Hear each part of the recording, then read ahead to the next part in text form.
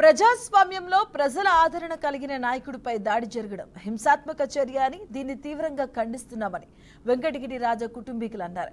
విజయవాడలో మేమంతా సిద్ధం బస్సు యాత్రలో ముఖ్యమంత్రి జగన్మోహన్ రెడ్డిపై జరిగిన రాళ్ల దాడిని నిందితులను కఠినంగా శిక్షించాలి అని డిమాండ్ చేశారు.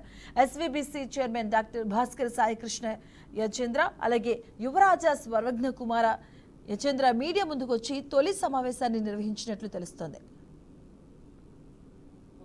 ఈసీ వారు కానీ ఎవరు కానీ వెంటనే చర్యలు తీసుకొని వాళ్ళని ఐడెంటిఫై చేసి వాళ్ళు శిక్షిస్తారని ఆశిస్తూ ఈ దాడిని తీవ్రంగా ఖండిస్తూ ఇటువంటి దాడులు ఏ రాజకీయ పార్టీ పైన కానీ రాజకీయ నాయకుల పైన జరగకూడదని కోరుకుంటూ మన ప్రియతమ ముఖ్యమంత్రి గారి పైన చాలా దుర్మార్గమైన పని, అందులో ప్రజా ఆదరణ అత్యధికంగా సంపాదించిన ముఖ్యమంత్రి ఆయన ఇటువంటి దాడుల వల్ల చాలామంది మనోభావాలు కూడా దెబ్బతింటాయి.